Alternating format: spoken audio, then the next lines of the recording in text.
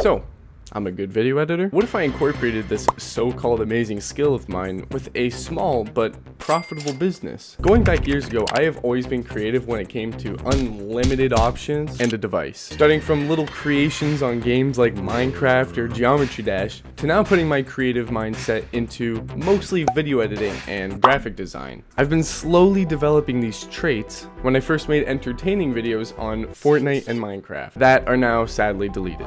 Yes, it still hurts to this day, I know. But one massive motive that I have had my entire life, including childhood, was finding a way to avoid school. This actually started my content creation era, leading on to my Fortnite competitive era, back to content creation era with streaming, and then I had a little bit of a drop shipping era. I'm sure some of you guys relate to that.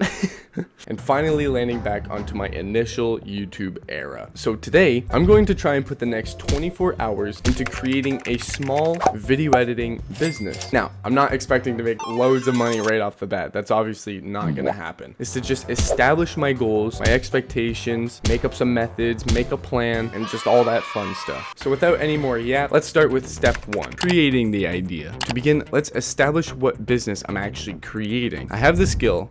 Now I need to form a business around it. So understanding the fact that video editing is a service, we have one of two options. I could either go into freelancing, which means I have to take care of my own clients, or I could form an agency around it and hire employees to provide the service for those clients. And since I'm busy with, well, life, I think I can get away with one of two outcomes when creating the agency. A, I could either find employees that already know how to video edit professionally, or B, I could teach people how to video edit the way I do and guarantee them a job where I won't test their limits. So with that in mind, let's see the pros and cons of freelancing and an agency. Here are some freelancing pros. I can work whenever I want. It's super flexible. I guess those go hand in hand. I can talk directly to my clients so I understand fully what they want or expect. I don't have to worry about employees and their wages and their expenses and everything like that. It's less risk and it increases my skill as a video editor. And for the agency pros, I won't have to do any video editing labor. I don't have to deal with clients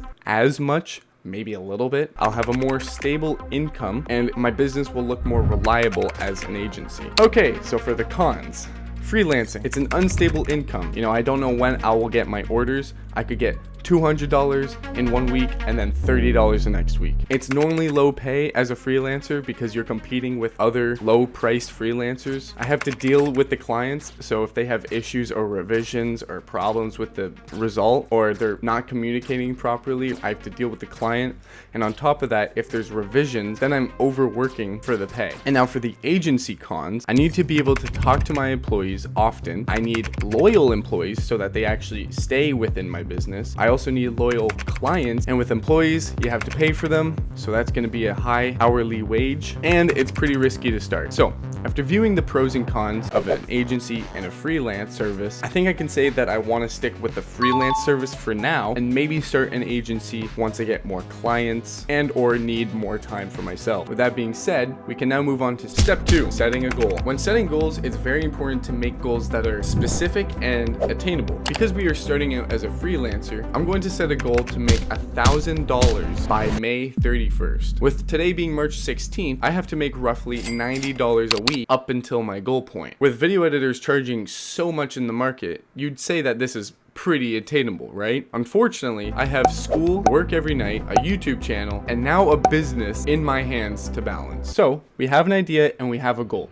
Now we just got to make it happen. Step number 3. Identifying the service. What I actually need to figure out is what type of videos am I willing to edit. For example, I will not have time to edit long form content like these YouTube videos that you watch. Although I'm sure I'd be able to create short form content like TikToks or YouTube Shorts or Instagram Reels or even ads for other businesses. This way I'm actually able to edit these types of content. Why do I have my headphones on? Because that way I'm actually able to edit on my phone, and when I'm able to use my phone to edit, I can edit anywhere. Now let's actually identify who we're selling to. Step 4, identifying the market. The first question I really need to ask myself is, who am I selling to? Who needs with my service. My clients will probably either be people who either don't know how to video edit, or they're gonna be people who don't have time to video edit. That's a little obvious, so how can we slightly narrow down this market? I would say that my service would be provided for people probably roughly 18 to 60 years old. And that is because video editing has a lot of different markets, and this big age gap contains that variety of markets. And that is from content creation to fully built businesses. Step number 5, advertising and reaching out. Fiverr. Fiverr is a freelancing service website where I can promote my service, and whoever needs the service can find me on there. So I decided that I would make an account on both Fiverr and Uplink, which is just another freelancing website, so that I have multiple way of clients finding me. I will then join multiple Discord servers, so then I can actually go out myself and find those clients who need video editing services. So with all these steps in mind, I think it's actually time to get to work. To start, I'll create accounts on all of the platforms that I need. First, I started with Fiverr, then Upwork, and then lastly, Discord. But as I was creating the Fiverr account, I realized that I need pictures and videos and all sorts of stuff. I had to create gigs, like separate gigs and all this jazz. And then on Upwork, I couldn't even apply for this service I found because apparently I needed more connects, whatever that means. This plan of mine went completely downhill. I'm talking from North Pole to the South in a second. I was not prepared whatsoever. I realized that it actually takes a good week to start a business. Now, at least I was able to find some Discord servers to join, which actually gave me the most hope out of this challenge. I mean, look at these two guys that said that they needed a video editor, both in literally just a day. So to the first guy, I actually wrote, "Hey, I used to create engaging TikToks and Insta Reels and such for my old business.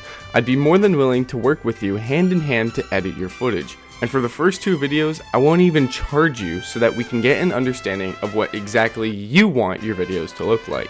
If you want to give it a shot, let me know." Then we got Hamza. "Hey, I saw you needed a video editor.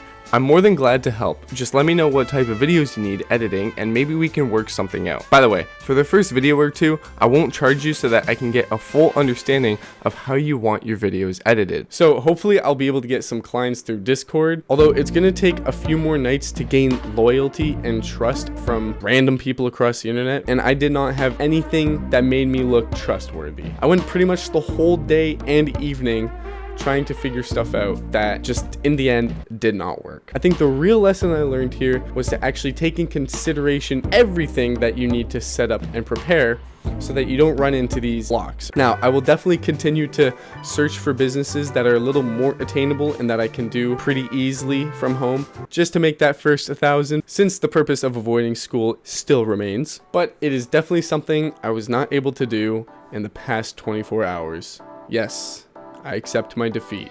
So with that being said, you can click up here to watch any of my other challenge videos, but without anything else being said, I'll see you in the next one. Goodbye.